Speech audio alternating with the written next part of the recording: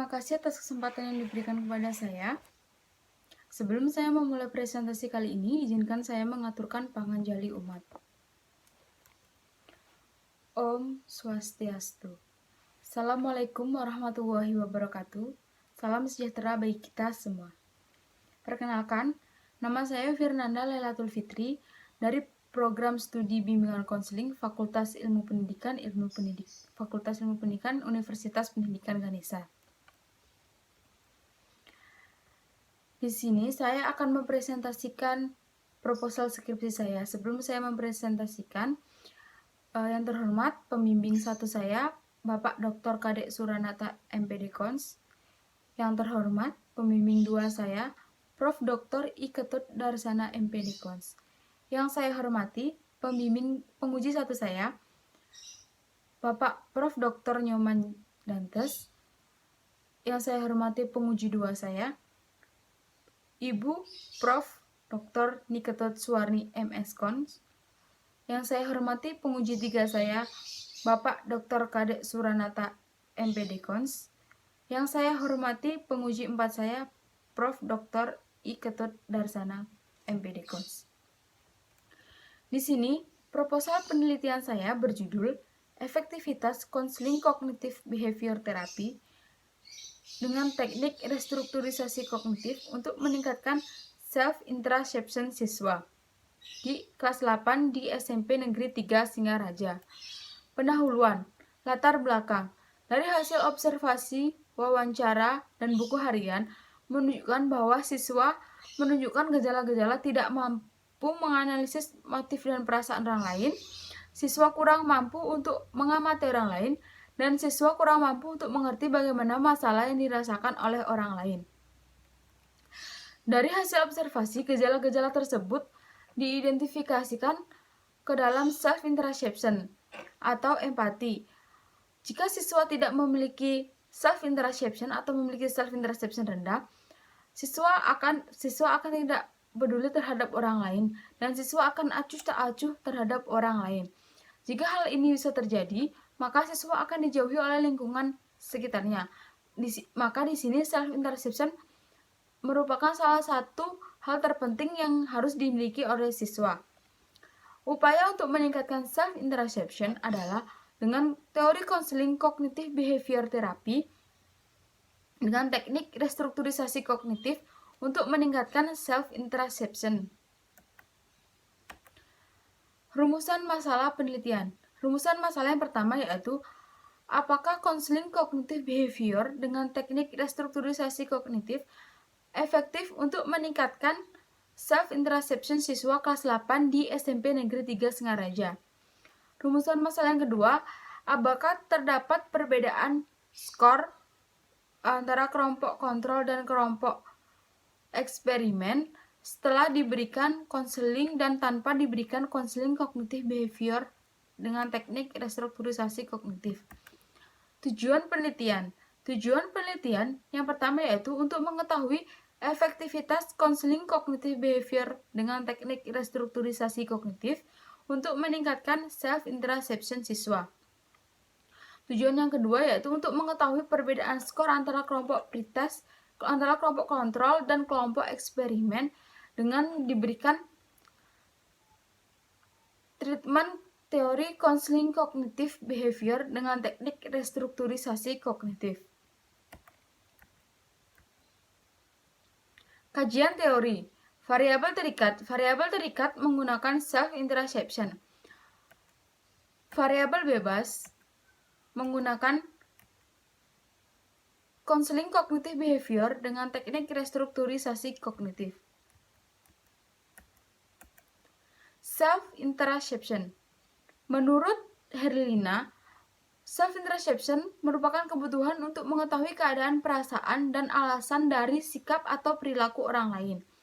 Sedangkan menurut Darsana, self-interoception adalah kemampuan untuk campur tangan terhadap usaha orang lain, meliputi menganalisis motif dan perasaan orang lain, memperhatikan orang lain, dan mengerti masalah yang dirasakan oleh orang lain.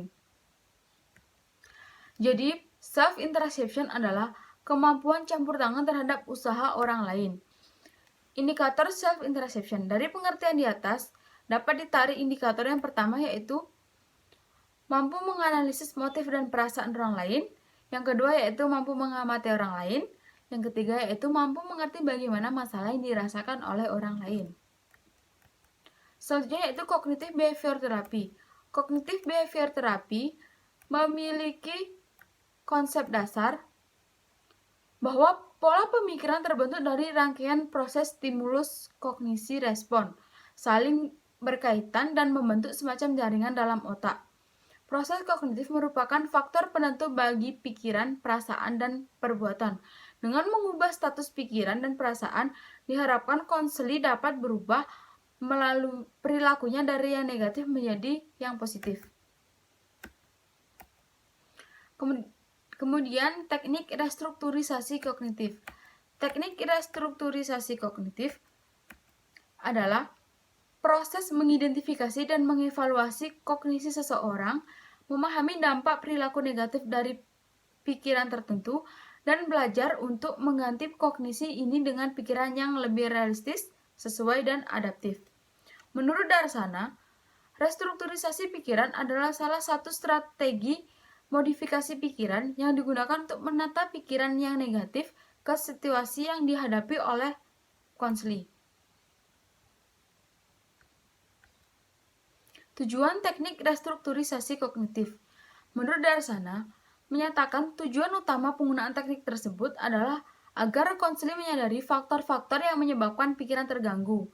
Dengan demikian, konseli diharapkan dapat menemukan faktor-faktornya dan mengubah serta melawannya.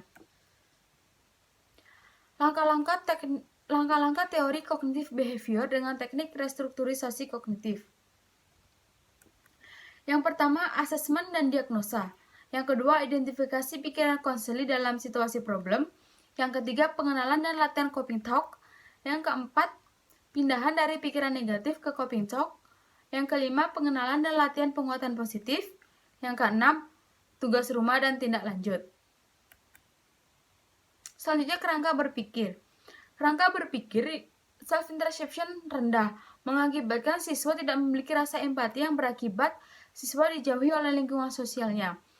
Kemudian dilakukan treatment counseling cognitive behavior dengan teknik restrukturisasi kognitif agar dapat meningkatkan self-interception siswa. Tempat penelitian yaitu SMP Negeri 3 Singaraja.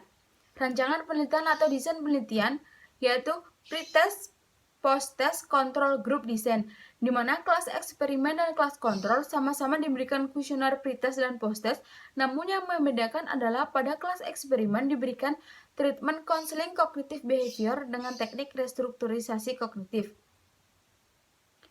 Populasi penelitian menggunakan kelas 8 di SMP Negeri 3 Singaraja, sedangkan sampel penelitian menggunakan kelas 8K dan kelas 8F di SMP Negeri 3 Singaraja. Teknik pengambilan sampel menggunakan purposive random sampling. Variabel terikat atau dependent variable yaitu self-interception, variabel bebas atau independent variable yaitu counseling cognitive behavior dengan teknik restrukturisasi kognitif. Prosedur penelitian. Yang pertama, persiapan penelitian. Persiapan penelitian yaitu menyusun kuesioner, kemudian meminta izin kepada pihak sekolah, kemudian pelaksanaan penelitian. Pelaksanaan penelitian merupakan pelaksanaan pengambilan data termasuk pelaksanaan treatment counseling cognitive behavior dengan teknik restrukturisasi kognitif. Yang terakhir yaitu akhir penelitian. Akhir penelitian merupakan pengolahan data dan mengambil kesimpulan. Kriteria penilaian. Kriteria penilaian menggunakan kriteria penilaian acuan kriteria, di mana sudah tertera kriteria penilaian acuan kriteria 120 sampai 150 sangat tinggi, 90 sampai 120 tinggi, 60 sampai 90 sedang, 30 sampai 60 rendah, 0 sampai 30 rendah sekali. Metode analisis data. Metode analisis data yang pertama yaitu uji normalitas, uji homogenitas, uji t-test yang disusul dengan uji effect size. Sekian presentasi dari saya. Apabila ada kurang, saya mohon maaf yang sebesar-besarnya. Akhir kata saya tutup dengan Parama Santi. Om Santi Santi Santi Om. Wassalamualaikum warahmatullahi wabarakatuh. Salam sejahtera bagi kita semua.